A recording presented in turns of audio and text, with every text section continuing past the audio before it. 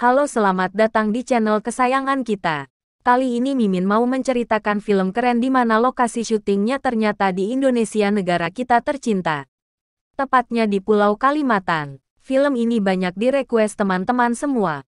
Jadi tanpa menunggu lama kita mulai ceritanya. Film ini berjudul Anaconda Dia yang rilis tahun 2014 menceritakan petualangan para peneliti di New York di mana mereka berburu anggrek langka. Perinia immortalis di Kalimantan, Indonesia. Kenapa mereka mencari bunga anggrek sampai di Indonesia? Apakah di sana tidak ada bunga anggrek? Oh, tidak begitu. Ini adalah bunga anggrek darah. Mereka sangat bernafsu mendapatkan bunga anggrek sampai ke Kalimantan. Konon katanya bunga ini adalah bunga suci.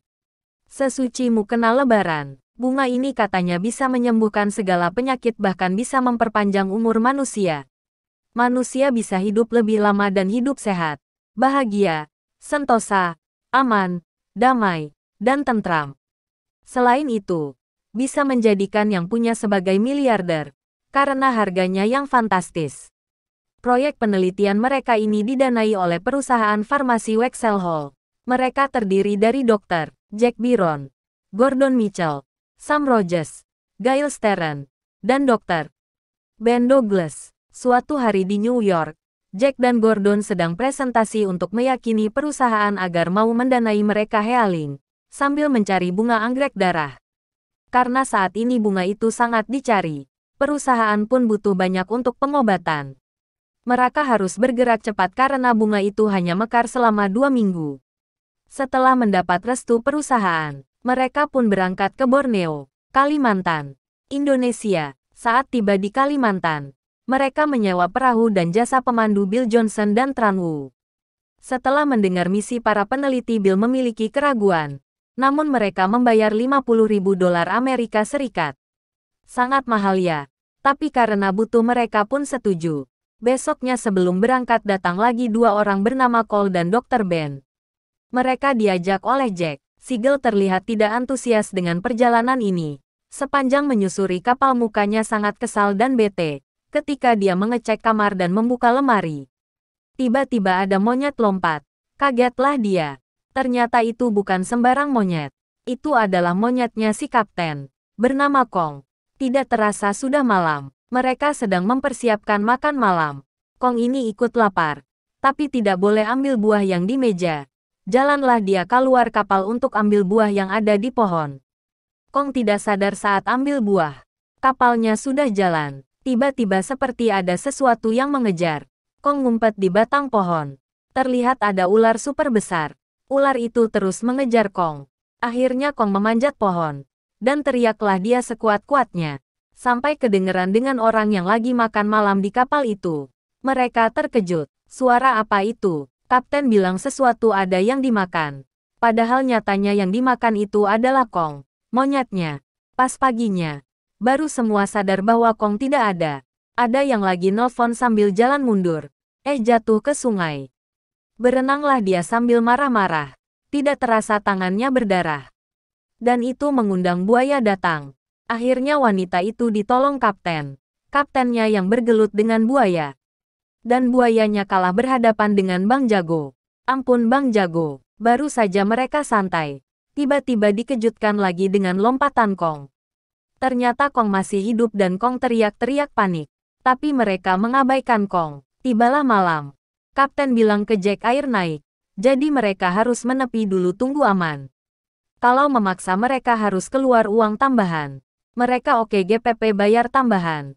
Pas lagi jalan kapal tersangkut batang pohon. Kapalnya tidak bisa berbelok yang akhirnya keikut derasnya air menuju air terjun. Mereka jatuh. Kapalnya jadi tenggelam. Dan saat mereka menyelamatkan diri, terlihat sesosok ular besar berjalan-jalan dengan Sly dan Anggun Lee. Sangat mengerikan. Kapten teringat temannya yang lewat di dekat situ. Mintalah dia untuk menjemput mereka. Setelah bernegosiasi, mereka sepakat untuk dijemput di daerah Nagaro. Yang artinya mereka harus berjalan menyelusuri sungai sekitar 1 atau 2 hari. Atau jika mau lebih cepat langsung melewati hutan. Setelah itu barulah mereka bisa melanjutkan ke tempat di mana anggrek idaman mereka. Okelah, terpaksa mereka menyelusuri sungai. Kong teriak karena melihat bayangan ular di sekitaran mereka, tapi malah diomelin karena berisik. Claw tiba-tiba kaget merasakan ada sesuatu yang gerak di air. Tiba-tiba ada yang menarik orang paling belakang ke dalam air. Mereka semua panik. Ternyata Ben muncul dengan penuh luka dan histeris. Tak lama, ular super besar datang dan mencaplok Dr. Ben. Kaburlah mereka dengan panik. Kapten menenangkan mereka dengan bilang ular akan diam mencerna makanannya selama 1 minggu.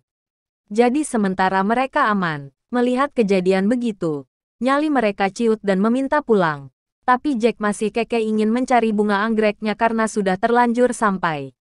Mereka terus berjalan sambil berdebat. Di saat yang lain kapal temannya kapten sedang berjalan menyusuri sungai. Dia melihat ada apa ya di dalam air. Ternyata ular anaconda. Dia panik dan berusaha kabur. Tapi ternyata anaconda lebih pintar. Habislah dia dimakan anaconda. Tuas kapal tidak sengaja tertarik. Kapal melaju cepat dan meledak.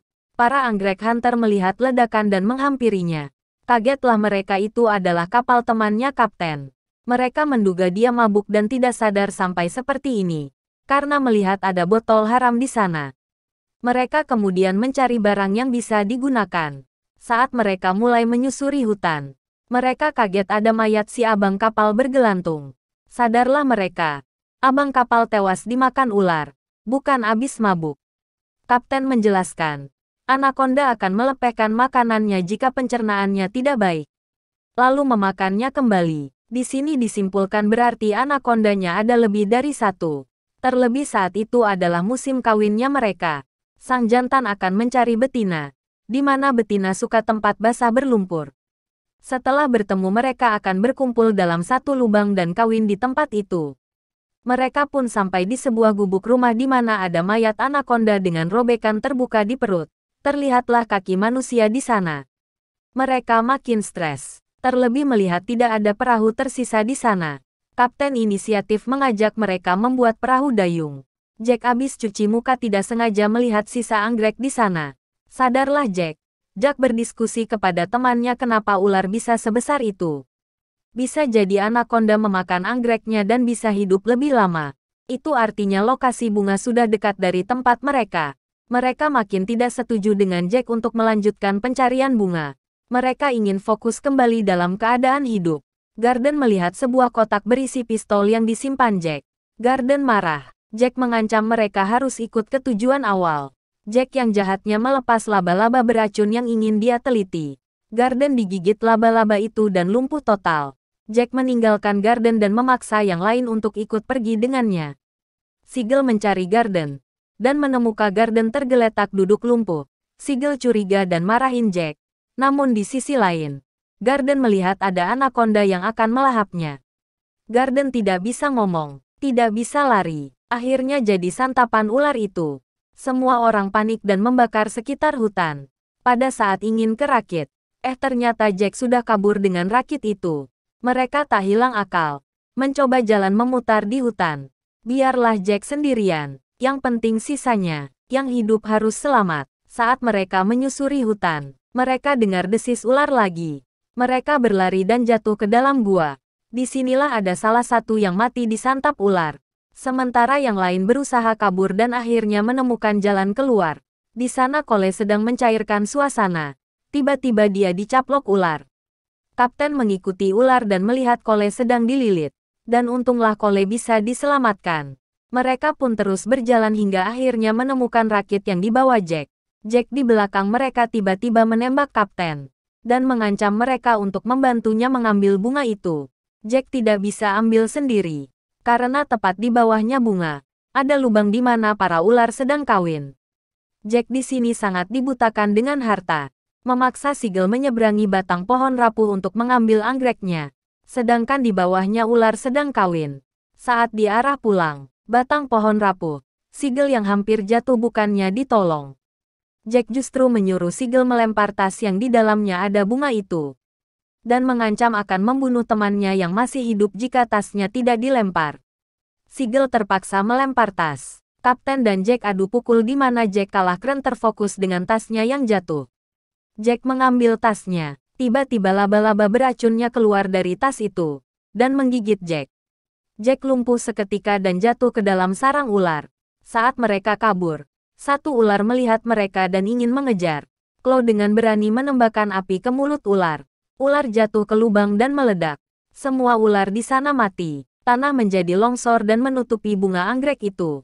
Dan akhirnya mereka berempat dan Kong si monyet berhasil selamat. Mereka menyusuri sungai dengan rakit dengan bahagia bisa pulang. Dan film pun selesai. Oke teman-teman, itulah kisah dari film Anaconda. Sangat menegangkan ya. Semoga teman-teman dapat terhibur ya. Terima kasih yang sudah menonton. Jangan lupa subscribe channel ini agar Mimin lebih semangat membuat kontennya. Sampai jumpa.